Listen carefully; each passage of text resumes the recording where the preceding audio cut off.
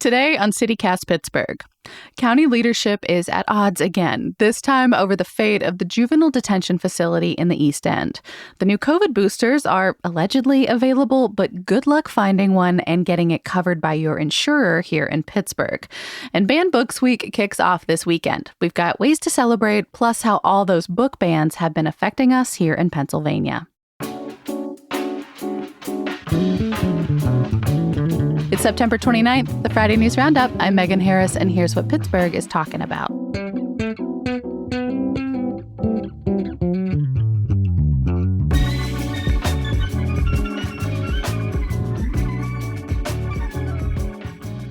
I'm with CityCast producer Sophia Lowe. Good morning. Hey. And Mallory Falk. How you doing? Hey, good morning. Everybody's in their closets this morning. I want to kick us off with another Shuman fight. The county executive only has, 4 more months in office, and he and county council are squabbling in court again. Yeah, and I guess, I don't know, maybe it's not that surprising that he's using his last few months in office to battle it out over Shuman. Yeah, in case you missed it, County Council voted this week to sue the county executive, Rich Fitzgerald, because he's moving forward with a contract with a nearby nonprofit to run Shuman. It's the Juvenile Detention Center in Lincoln, Leamington, Belmar that was closed in 2021 over safety violations. As of this recording, they have not yet filed those lawsuits, but they voted to. Yeah, this private group, they're called Adelphi. I've also heard to them referred to as Adelphoi. But according to their website, they're a nonprofit social services provider based in Latrobe. So does this mean Shuman will be open next year with Adelphi running the place? That's how council characterized it. But the county says, quote, Adelphi is not using the facility. The courts are. They're just doing the management, which is sort of a weird way to distinguish it, I think. And part of why council vote was split. Some members say that this isn't something they need to weigh in on, but a majority thought that they very much do need to weigh in on it. They voted to sue the county executive because they say that he overstepped in approving this contract without their consent and that violates the county charter.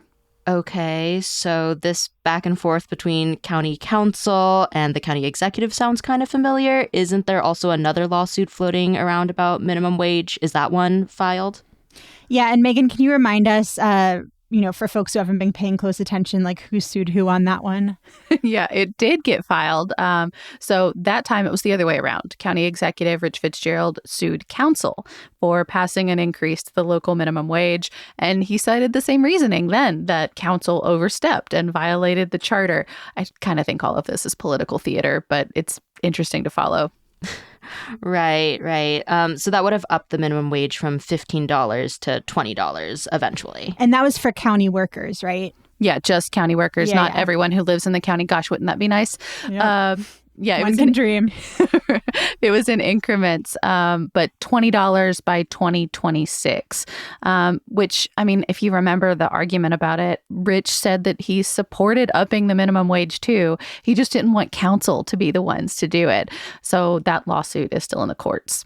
Okay, so in the meantime, I know that part of getting Shuman up and running is actually renovating it to be able to house children again. Mm-hmm. So does this mean that we as taxpayers are paying to renovate Shuman, or at least a portion of it, for someone to use? Possibly. The finances of all this are kind of murky. The Pittsburgh Institute for Nonprofit Journalism and the Pittsburgh Independent have been partnering on some really great reporting on this. They dug up contracts and talked to the state. They know that the county has gotten at least $21 million from the state since last year to put towards these renovations, which eventually would take, the building itself is 120 beds at its max, but this would put it down to 60 when all of the work is done, which the bids are done on, and they want the work to be done around the clock. That's how it was phrased, weekends, nights, the whole nine. The building itself was built in 1974, so updating it is overdue if we're going to keep it. But in their same story, reporters found contracts showing the county planned to sell the facility outright to Adelphi, which is not how council talked about it earlier this week. That was just about being a vendor, sort of, not owning it. And I read in their reporting that the contract with Adelphi is valued at more than $73 million over 5 years, which it's not a small amount of money. Pretty substantial, yeah. Yeah, the president judge says that it's not going to be like a cash for kids thing, like explicitly said, which is this huge scandal you can Google. It's got its own Wikipedia page from 10 years ago in Luzerne County. Yeah, where judges were getting kickbacks for sending kids to for-profit detention facilities. Right. But, reporters are staying on it, so hopefully we're going to find out more. Yeah, so then what happens now? I guess council can sue, or maybe they won't. I don't know. I guess we get to wait and see if they file. Yeah. And I mean, Megan, like you said, Rich Fitzgerald is only in office for a few more months. This really is kind of how he's closing out his term. The election to replace him is coming up in November. And both candidates, Democrat Sarah Innamorato and Republican Joe Rockey, both say that they will at least attend jail oversight board meetings, which is more than Rich has managed in recent years. And I do think that's important to say. Like, it is relevant here because since Shuman closed, kids facing charges haven't had anywhere to be held. So they're either going home with ankle monitors, getting sent out of state to other juvenile detention centers. There's one in Ohio. Or they're getting housed at the AJC, the Allegheny County Jail, where they're allegedly separate from adults. But that is such a different environment to put a child in. All of that sounds really scary for children. Yeah, I'm sure there's an age difference and it depends on what the offense is, right? But we know that at least 80 kids as of, just in the last few weeks are on electronic monitoring at home, and 23 children are at the Allegheny County Jail, according to its inmate dashboard. Something else that I think is kind of interesting is that both of the candidates who are running to replace Fitzgerald have said that they do not support a plan to have a private contractor come in and run this facility. So it's also just kind of striking to me that, our current county executive's trying to get this done before he leaves office when neither of his successors, regardless of who wins, at least publicly say they support this plan. Yeah, and his administration has been working pretty closely with the Democrat, Sarah, because, obviously he's a Democrat, she's a Democrat. That's kind of what they want the succession plan to be. And also the work is scheduled to be complete, like all those renovations, by December 31st, which is Rich's last day in office. I think that was by design. So there's obviously a lot going on here. And a lot of problems with incarcerating children generally, but also a lot of problems with not having anywhere to keep kids safely that is not an adult jail. And we're planning to talk more about that in the next couple of weeks, so stay tuned.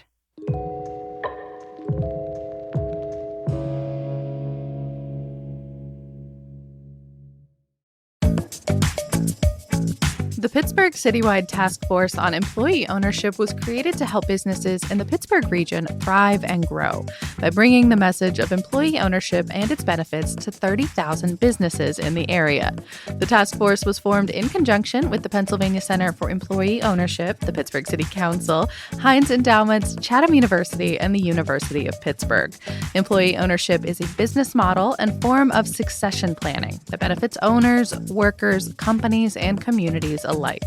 Interested in learning more? The task force will be holding in-person informational sessions around the Pittsburgh region. To learn more about the task force or to sign up for an informational session, please visit pghbusiness.org. That's pghbusiness.org.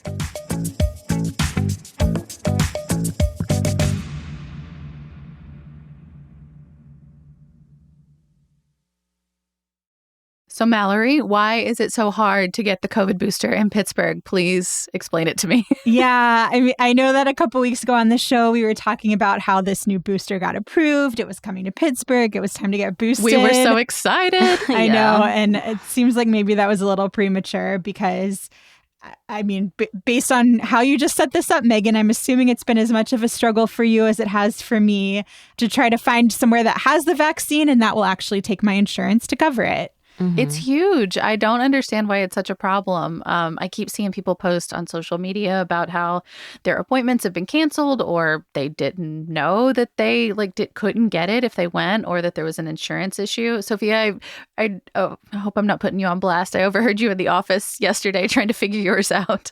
Yeah, it was really, really difficult. So I had an appointment at CVS. My partner and I booked vaccine appointments at the same time. And then I got a text that it was canceled and he didn't. So then we had to call them. We found out that CVS didn't have the booster in stock anymore. So then we went ahead and made appointments at Walgreens, but then both of us called our insurance companies, found out that we couldn't get the booster at Walgreens and have it covered by our insurance. So now we're both on our third appointment at Rite Aid, and hopefully that all goes smoothly. Sophia, I went through the exact same trajectory that you did. Started with CVS, got a text that was canceled, switched over to Walgreens, learned it wasn't covered, and fingers crossed tonight I will be strolling into my neighborhood Rite Aid and hopefully getting this vaccine for real. My fingers are crossed for both of you. Mine's a little bit different. I hadn't even tried to get it for myself yet. I got my flu shot and AHN said, oh, we don't have the booster yet. Check back in a few weeks. It's on my list. But in the meantime, I took my son for his checkup at Kids Plus, and I was asking about a booster for him because he's eligible now based on age and weight and all that. And they were like, yeah, good luck, because they had, I guess, a clinic scheduled in Squirrel Hill where they were going to help families, and they had to cancel it because of insurance problems.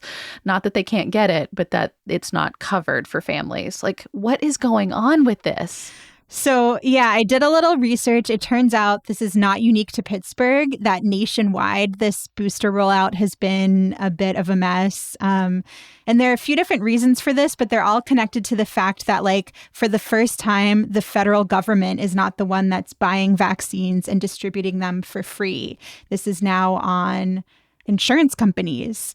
And so this year, pharmacies have to buy the vaccines from suppliers. I was reading a story on NPR where one health and policy expert said basically, like, this is the first year the COVID vaccine's being commercialized.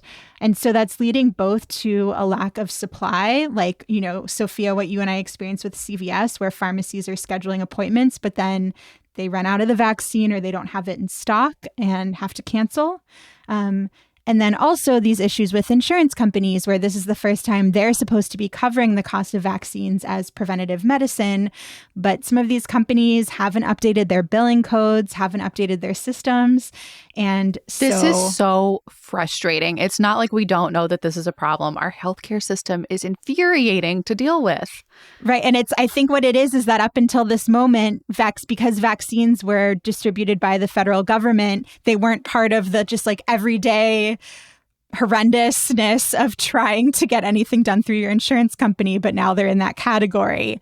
But to your point about we knew this was coming, the administrator with the Centers for Medicare and Medicaid Services sent a letter to insurers back in July saying, you know, we've got this booster that's going to be coming out. Make sure to update your systems by like mid to late September so that everything's ready once these vaccines are in pharmacies.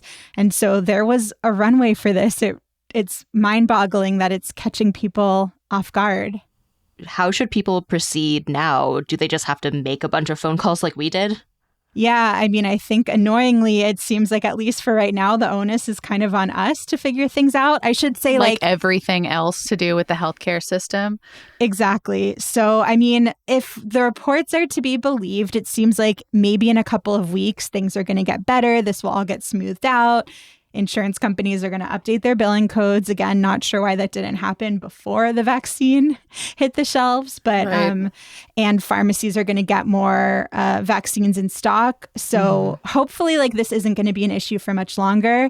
But in the meantime, yeah, I would definitely suggest first calling your insurance company and confirming like both that they're going to cover the booster and then confirming where you can get one, because right, in the past, you could just kind of go into any pharmacy, and now you've got to find a place that's in network that your insurance covers, which is why, for me, like Walgreens was out, I just learned. And I'm seeing people post about how it's like $200 out of pocket. Like, this is not a small amount of money.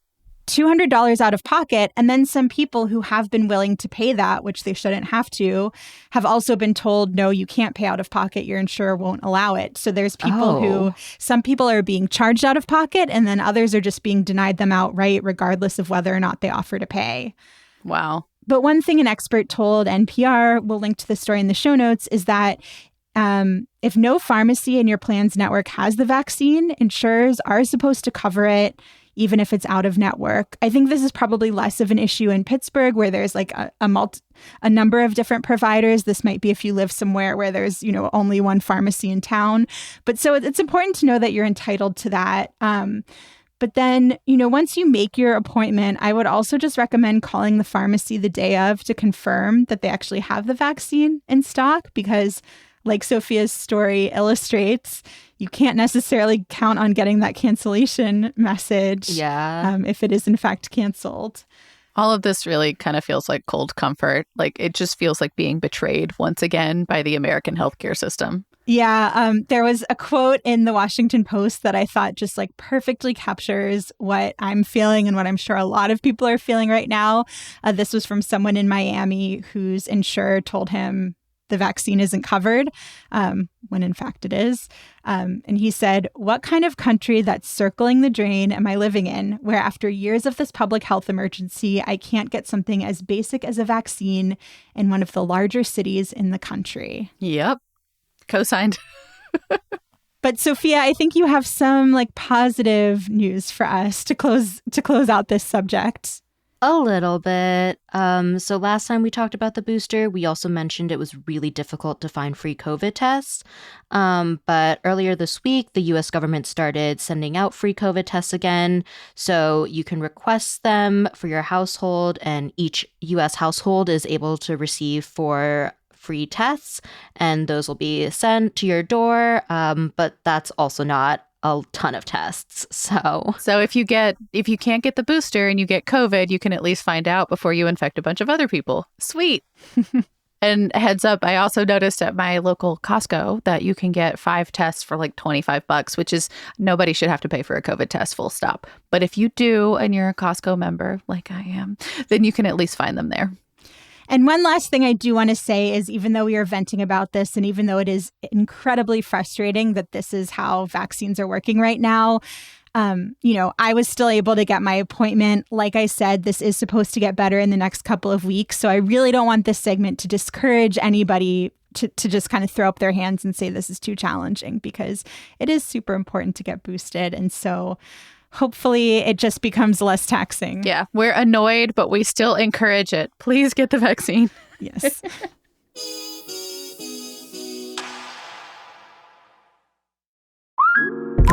Instacart helps you get beer and wine delivered in as fast as an hour. So, whether you need to fill the cooler for tailgate season or fill your glass for Pinot by the Fire season, you can save time by getting fall sips delivered in just a few clicks.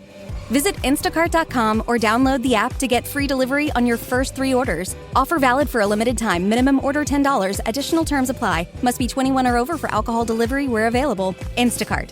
Add life to cart. Sophia, you want to close us out with some more good news, bad news? Yeah, so good news, bad news is that Banned Books Week is next week. Runs from October 1st to 7th. And the theme this year is Let Freedom Read. So there's all sorts of programs. Read? Like READ? Yes, Let Freedom Read. That's so cute. Yeah. So Banned Books Week has been around since 1982. That's longer than I expected, actually. And someone named Judith Krug started this program. She was the director of the American Library Association's Office for Intellectual Freedom. And I actually learned that she's from Pittsburgh yesterday. I don't know what it says about us that we're the birthplace of something like this. I don't know. I feel like this taps into our legacy of being a very library-forward city, the birthplace of the Carnegie Library system. Okay, fine. Yeah, I don't know where Judith Krug started this program, because I also know she left Pittsburgh, but it's really cool that we have this connection to Banned Books Week. I'm always intrigued by Banned Books Week because, I remember when we were kids, the way people would talk about it just kind of felt, I don't know, not very relevant. The titles that were on the list, just weren't, they were all old books about things that, I didn't really fully understand or have the vocabulary for. Not anymore. Sadly, there's actually a lot of really great titles now suddenly on banned book list. Yeah, it's also really upsetting because I know that a lot of these books that are on these banned books lists are either written by or feature people of color or people who are part of the LGBTQ plus community. And those are definitely things that shouldn't be censored or restricted at all. Completely agree. And I don't think we've had a ton of book bans on this side of the state, but I know it's been a huge issue on the other side. Mallory, you and a colleague were reporting a ton on this before you joined CityCast. I'm still very grateful that you came in the middle of that reporting. Yeah. So back when I was a reporter with WHYY in Philly, I did a deep dive on an attempted book ban in the Central York School District. It's one that got some national attention because the ban was massive, like hundreds of books and resources. It was very sweeping, so it included things like a children's book about Rosa Parks. And because there, the students actually fought back and got it overturned. And then my colleague at the time, Emily Rizzo, did a deep dive on how a book ban took hold in the third largest school district in Pennsylvania, Central Bucks, which is outside Philly, and how that was a district that didn't really seem ripe for this kind of censorship since it's relatively diverse and not in a particularly conservative part of the state. And I think that's the reporting that made it seem like, okay, even though here in the Pittsburgh region, we haven't seen book bans take off to the same degree, like it's something to be alert to, because if it could happen there, there's a lot of unexpected places it could happen. Yeah, so not quite as many book bans around this region. I saw that the Norwin School Board blocked an attempt at banning books earlier this year.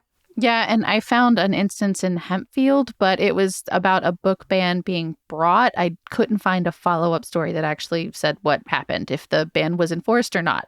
So even though there's not a ton of book bans on this side of the state, I guess it's happening enough in other parts of Pennsylvania, because I think I remember reading somewhere that we were ranked third last year for the sheer number of proposed book bans across the nation. Yeah, although digging deeper into that data, a lot of that was because of that ban in Central York that I mentioned, because there were so many books on that list. It was really that one single district that landed us in the number 3 position. That's good news. Yeah. But it does seem like we are one of the states where there is like a more organized, coordinated push for book bans. I was looking at the latest report from PEN America, which tracks, attempted book bans and successful book bans across the country. And it found that 75% of reported book bans in the last school year were connected to organized efforts, like mainly from advocacy groups, elected officials, or actual legislation. And Moms for Liberty, that group that, promotes itself as a parental rights group and advocates for book bans. Which has also been called an extremist group by the Southern Poverty Law Center. Yep, that one.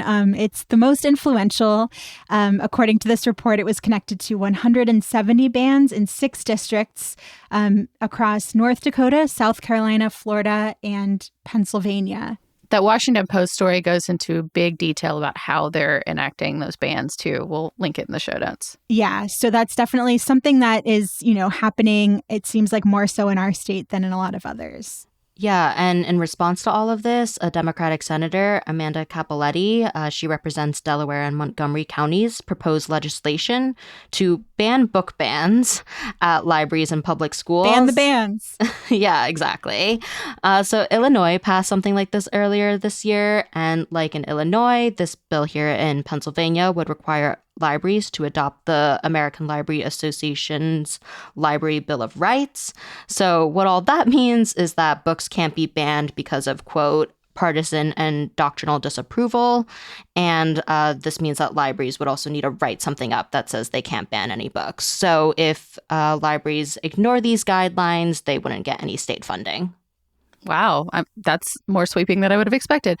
Is there any momentum for that from other lawmakers? Yeah, this is where maybe some of that bad news comes in. So Jackson White from Lancaster Online reported that Republican Senator Ryan Ahmet did not think that a Republican-led Senate would pass this bill. Ahmet also told Lancaster Online that he isn't in support of book bans, but he thinks that school boards should be able to make their own decisions. So he reintroduced a bill that would have schools, quote, identify sexually explicit content in school curriculum, materials, and books. Oh, my God. Yeah, so schools would have to reach out to parents, and then parents would have to opt in for their children to read these books and access any of this media. Heavy sigh. Sophia, any ways to mark Banned Books Week here in Pittsburgh? Yeah, there is generally a lot of programming around Banned Books Week, and librarians love a good party. Yeah, and there's an event at the Carnegie Library at the main library in Oakland. You can also watch this online with registration. So this is on October 7th at 10:30 a.m., 30 books in 30 minutes, and staff members at the library will be sharing some of their favorite banned books. So if you want any book recommendations, definitely something to check out. And make sure and check in with your favorite bookstores. If you have kids, with their schools. There's always programming around banned books, and lots of folks in the community are probably really excited to celebrate this. So make sure you check in. That's all for today here on CityCast Pittsburgh. Our music is by Benji. Our production team this week included Lizzie Goldsmith, Elizabeth Kama, and A.K. Almuman, plus our always wonderful Sophia Lowe and our fearless leader, Mallory Falk. Francesca DeBecco writes our newsletter with help this week from Natalia Aldana, and I'm your host, Megan Harris. We'll be back on Monday with more news from around the city. Have a great weekend, everyone.